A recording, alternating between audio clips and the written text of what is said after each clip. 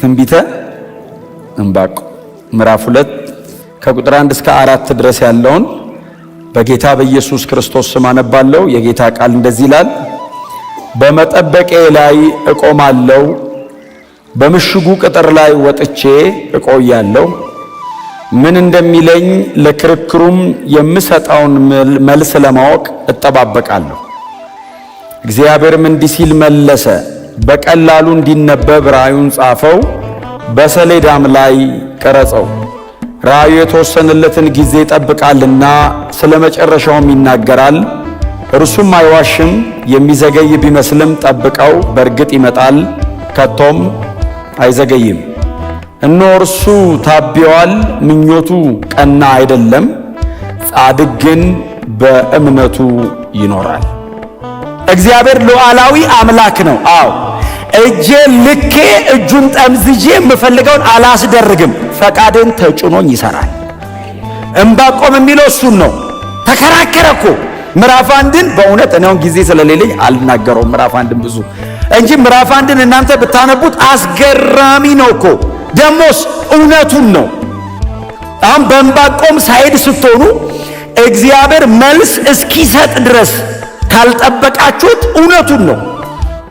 ይሁዳ የሚባለውን ደቡቡን እስራኤልን ቤተ መቅደሱ ያለበትን የእግዚአብሔር የቃል ኪዳን ታቦት ያለበትን እግዚአብሔር እመለክበታለሁ የሚለውን መርጬዋለሁ የሚለውን ሕዝቡን ባቢሎን የሚባለው ከለዳውያን መጥተው ማርከው ይዘውት ይሄዳሉ አለ። እንዴ ምን ማለትህ ነው እግዚአብሔር ሆይ አለው። እጅግ አመፀኛና ክፉ ነፍሰ ገዳይ የሆኑ የሄዱበትን ከተሞች በሙሉ አፈር ክምር የሚያደርጉ ጨካኞችን ሕዝቤ ነው ባልከው በእስራኤል ላይ እንዲሰለጥኑና እንዲማርኩ እንዴት ታደርጋለህ? ብትቀጣ እዚሁ አትቀጣም ወይ? እንዴት አመፀኛ አምጥተህ ትቀጣለህ ሕዝብህን? አንተ ጻድቅ አይደለህም ወይ? ቅዱስ እኮ ነህ። ዓይን ርኩስ አያይም። እንዴት ያንን መርጥ አምጥተህ ትቀጣለህ?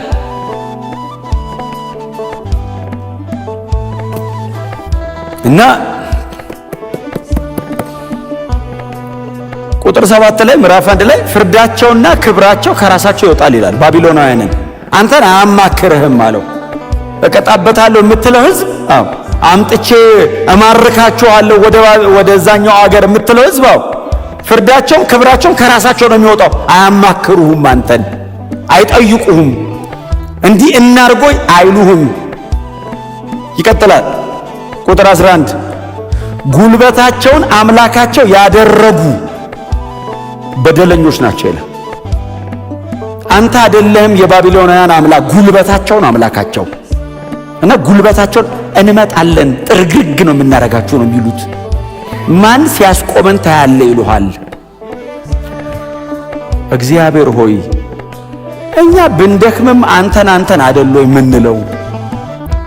እነዛ ጉልበታቸውን አምላካቸው ያደረጉ አምጥተህ እንዴት እንደዚህ ታደርጋለህ ሲሉት እናንተ በኋላ ቤት ስትገቡ ኤርምያስ 46 ምናምን አንብቡት። እሺ ቤት ስትገቡ መልስ እንዲሆናችሁ ማለት ነው። ምክንያቱም በኤርምያስ ዘመን ነው የተነገረ ትንቢቱ። ከዛ ደግሞ በኢሳይያስ በኩል ይመጣና እግዚአብሔር ምን ይላል ሲሉ ባቢሎን አላቸው አገልጋዬ ነው አለ እግዚአብሔር። እኔ በባቢሎን ለመገልገል እግዚአብሔር ያህዌ ማለት አይጠበቅበትም፣ እጠቀምበታለሁ አዙሬ አለ። ጅራፍ ነው አለና ከዛ እስራኤልን ይመልስና ጅራፉ ሲዞር እሱን ይገርፈዋል አለ። ሕዝቤን እስራኤልን ከመንገድ ስለወጡ ማስተካከያ አደርገውና እቀጠዋለሁ፣ ግን እሱ ነው ሕዝቤን ለምን ነካብኝ ብዬ ደግሞ መልሼ እቀጠዋለሁ። እግዚአብሔር ሉዓላዊ ነው፣ የፈለገውን ነው የሚያደርገው። እኛ ደግሞ ባሮቹ ነን፣ የወደደውን እንዲያደርግብን እሺ ብለን የተቀመጥን ነን። እግዚአብሔር ይመስገን። ጸሎት ልክ የሚሆነው እኔ የምፈልገውን ስጸልይ ሳይሆን የእግዚአብሔርን ፈቃድ ስጸልይ ነው። የእኔ ፍላጎት ከእግዚአብሔር ፈቃድ ጋር ከተስማማ መልስ አለ። የኔ ፍላጎት ከእግዚአብሔር ፈቃድ ጋር ካልተስማማ 50 ዓመት ብጸልይ እድሜ ቢያልቅ አይመለስም። እና ዕንባቆም ግን ከነበረው ውጥረት እስራኤል ላይ ከነበረው ሲቃ እየተነሳ ነው። ይሄንን ምዕራፍ 1ን ከእግዚአብሔር ጋር ስለ ከለዳውያን ያስረዳዋል። ባይዘው ምንም የለበትም። ዕንባቆምና እግዚአብሔር ብቻ ናቸው ያሉበት። ሌላ ፈልጋችሁ አታገኙ። ዕንባቆም ግን በሕዝበ እስራኤል ሳይድ ሆኖ ወይንም እግዚአብሔር እመልሰዋለሁ እቀጣዋለሁ በሚለው ሕዝብ ሳይድ ቆሞ ነው ዕንባቆም የሚጮኸው። ሌላ ምናልባት ከእግዚአብሔር ጋር በጣም የተከራከረ ሰው የምታውቁት ሰው ካለ ዮናስን ትዝ ይላችኋል። ትንቢተ ዮናስ ይሄ በሕዝቡ በኩል ቆሞ የሚከራከር ነው። ዮናስስ አልሄድም ብሎ ነው የሚከራከረው። ግድ የለም ዮናስ ላደርግ ነው ሲል እኔ አልሄድም፣ አንተ እግዚአብሔር ነህ፣ አዎ እንደዚህ አደርጋለሁ ብለህ ትናገራለህ፣ እኔ ደግሞ ሄጄ የሆነ ነገር ስል አላደርግም ብለህ ደግሞ ትተወዋለህ። ስለዚህ እኔ አልሄድም።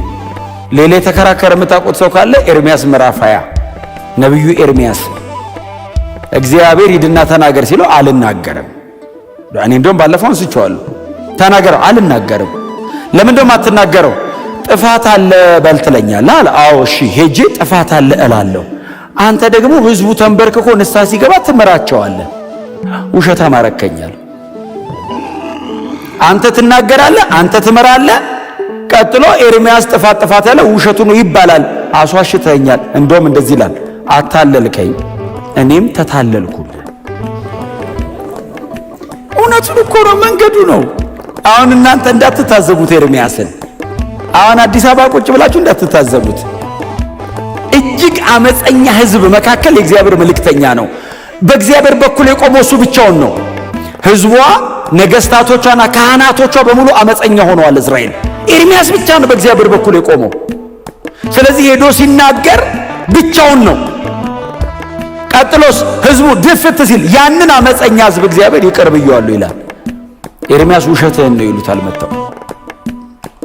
አልናገርም ስል እግዚአብሔርስ ሄደ ባትናገር ወየውልህ አይደለም የሚለው። እግዚአብሔርም ይላል መጥቶ ጥፋት በላለኝ።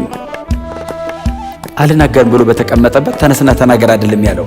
ዝም ብሎ ነው ጥፋት አለ ሂድ ተናገር ሲለው አልናገርም ያለው ሰውዬ ድምፁ አለ አጥንቴን በላይ ልቤን አነደደኝ፣ ተነስቼ ሜጄ ጥፋት አልኩ ይላል። እምቢ ያለው ሰውዬ ተነስቶ ሄዶ ጥፋት ራሱን ያገኘው።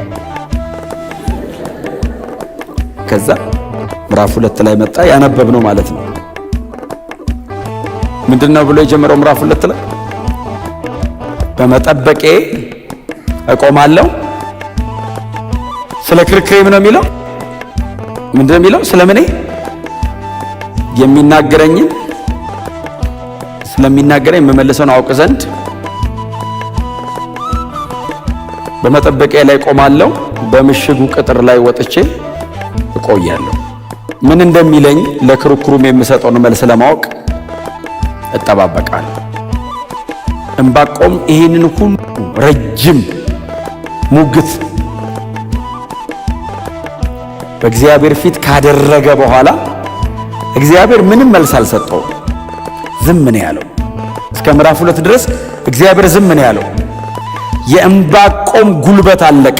የሚጮኸውን ነገር በሙሉ ከውስጡ አውጥቶ ሲጨርስ አሁን ከዚህ በኋላ ደግሞ ስለዚህ ጉዳይ እግዚአብሔር የሚለውን ለመስማት በመጠበቂያ ላይ እቆማለሁ። ይህንን ሁሉ ነገር ብዬ ስፍራ አልለቅም።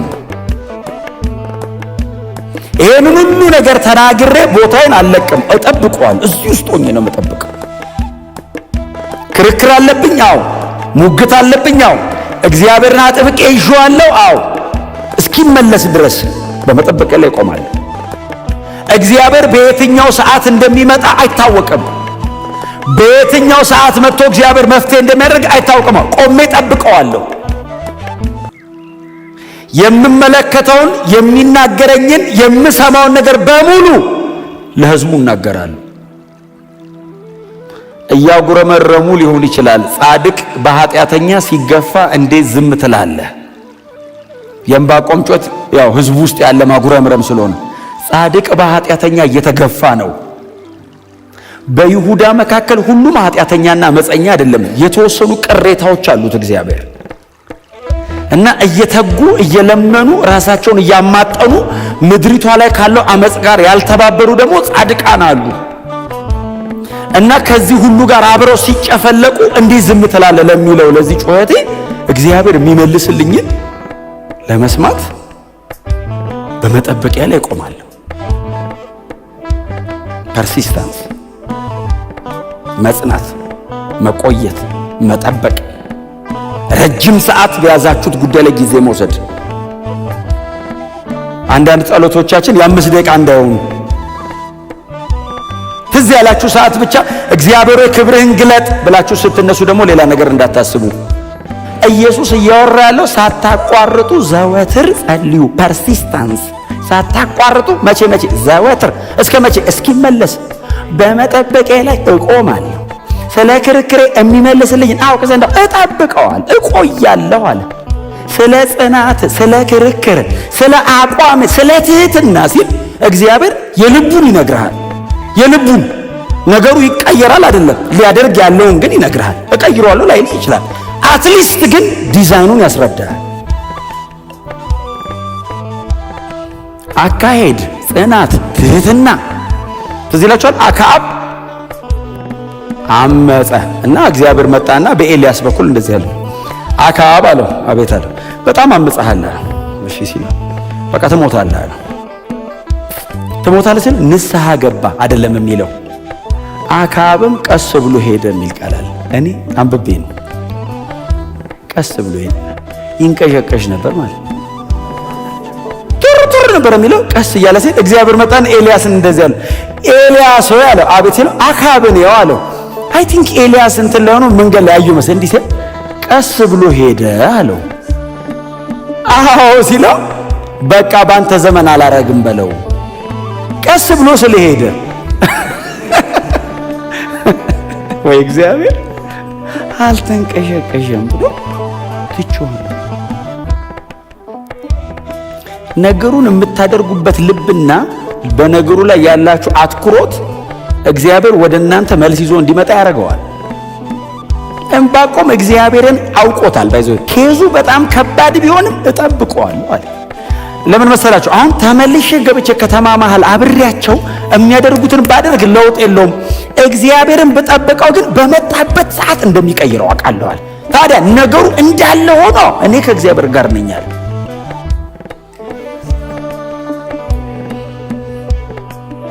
እቆያለሁ።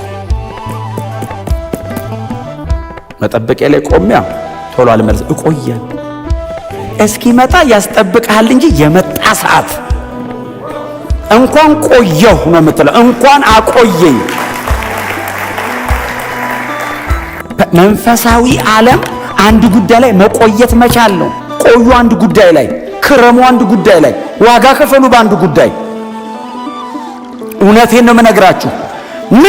ምንም እኔ አሁን ፍሬክስ አየችኝ እከለያየኝ ይደክመኛል ልቤን። ቸርች ነው ከእግዚአብሔር ጋር ነው ጉዳይ። ብታዩን ደስ ይለኛል፣ ባታዩኝስ? እግዚአብሔር የመለሰ ቀን ታዩኛላችሁ። የመለሰ ቀን ዓለም በሙሉ ያያሃል። እስከዛስ ለምን ጫማውን ጠርጎባ አይሄድም? ለምን አይተፋብም? ለምን አትዋረድም? እስቲ አሜን በሏ። ላይን አፕ አርጉ ከእግዚአብሔር ጋር። እውነቴን የምነግራችሁ በጣም ብዙ ነገር ነው ያለው። ባይዘው በመጠበቂያ ላይ ቆማለሁ። ስለ ክርክር የሚመልስልኝን አውቅ ዘንድ እቆያለሁ። ብዙ ነው፣ ብዙ አቋም፣ ፎከስ፣ ብዙ ነው። ኮንቪክሽን ምን የሌለው ነገር አለ እዚህ ውስጥ። ከተማ እኮ ነው ትቶ እኮ ቆሞ እዚህ ስትራክቸር ይጎትታል። የከተማ ስትራክቸር ለስትፉል የሆነ ከተማ ነው። ግባና የሆነ ነገር አርግ ይልሃል እኮ። ኖ በእግዚአብሔር ፊት ነው መሆኑ። ምዕራፍ 2 ላይ ይህንን ውሳኔ ባይወስን ኖሮ ትንቢተ ዕንባቆም የሚባል መጽሐፍ አናገኝም። ለምን? እግዚአብሔር አይመልስማ። እግዚአብሔር ሊመልስ ቢመጣም ሰውዬው የለማ። ቡክ አይኖረውም። ያጉረመረመ አንድ ሰውዬ ነበር የሚል ኤርምያስ 47 ላይ ገብቶ እናገኘዋለን። ለብቻው መጽሐፍ ይዞ ይወጣል። ኤርምያስ ትንቢት ውስጥ ተጠቅልሎ ያልፋል። አንድ ዕንባቆም የሚሉት ሰውዬ ነበር የሚል እናነብ ይሆናል። እንደዚህ አይነት ግን የእኛን ልብ ጎትቶ የሚያሳርፍ ክርክር የሌለበት ሰው የለም። እርግጠኛ ነኝ በዚህ ዘመን የመጨረሻው ዘመን ነው። ጻድቅ እየተገፋ ኃጢአተኛ የሚበረታበት ዘመን ነው። ምንም ጥርጥር የለውም። ከእግዚአብሔር ጋር መወገን እንደ አመጽ ሊቆጠር ይችላል። በጽድቅ መኖር አሁን በጣም የድሮ ሊመስል ይችላል። ቸርች ውስጥ በእግዚአብሔር ሳይድ መቆም እስቲ እንጸልይ ማለት አንድ ሰው ምን ብሎኛል? ምሽግ እኮ ፈሪ ነው አለ። እውነቱን ነው። ስለማንችል ለምን ጸልየው እንዲያግዘን አይደል የምንጸልየው? ምሽግ ፈሪ ነው አለ። እንግዲህ ያው ቀያፋም ሳያውቁት ቢተናገር የሚል አንድ ጥቅስ አለ። እውነቱ ነው። ምሽግ ፈሪ ነው። እውነቱ ነው። ተደብቀን እግዚአብሔር ስር ቅበረን ውጡ አንወጣም። ሙሴ ውጣ ሲለው እኮ እግዚአብሔር ወዶት ብቻ እኮ አይደለም፣ እንደማይችል ያውቀዋል። እንደማይችል ብትንትኑ እንደሚወጣ ያውቀዋል። ደጋግፎ አቁሞ ሰው ያደረገን እግዚአብሔር ነው። ያለ እግዚአብሔር አንችልም። ከእግዚአብሔር ጋር እዚህ ደርሰን ከዚህ በኋላ አንሄድም። ከሱ ጋር ብቻ።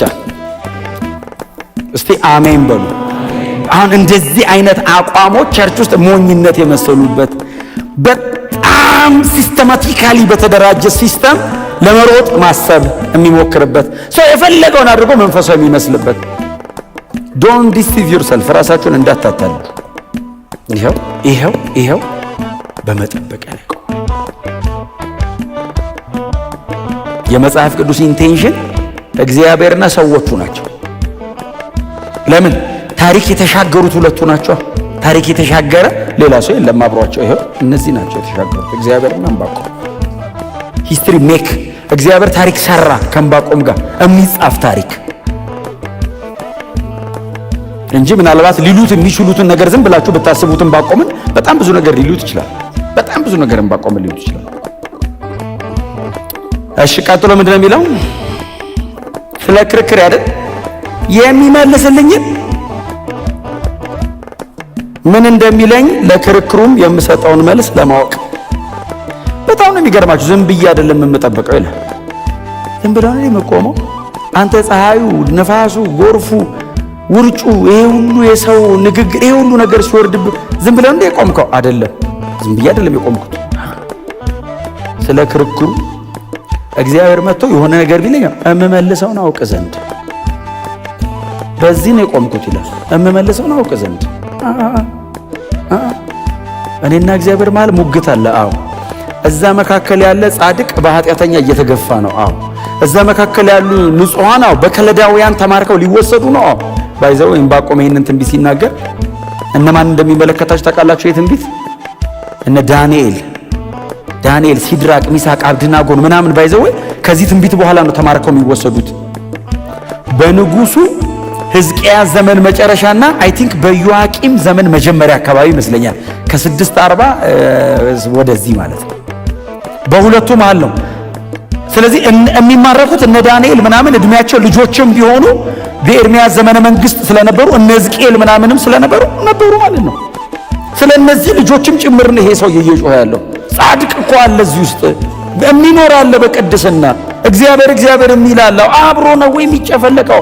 ስለዚህ ክርክር የሚመልሰውን አውቅ ዘንድ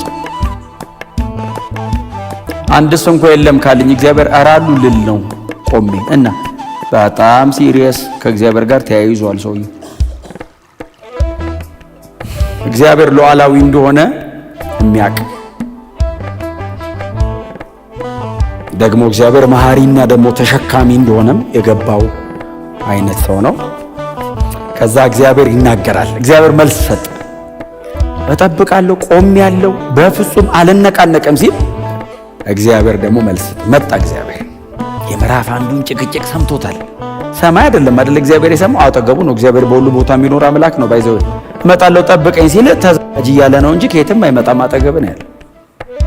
አሁን እመጣለሁ ጠብቀኝ ሲል 3 ሰማይ አቋርጦ የሚመጣ እኮ ነው የሚመስለን። አሁን እኛ በሁሉ ቦታ ይኖራል። አሁን በተለይ ለኛ ለአማኞች ደግሞ ውስጣችንም አለ። ባይዘው ጠብቀኝ ሲል ቢሬዲ አለው። ምንድነው ቢለ ዝብርቅርቅ እንዳይልብህ ጠብቀኝ ሲል ስትዘጋጅም ባይዘው አጠገብ ነው፣ እያየ ነው።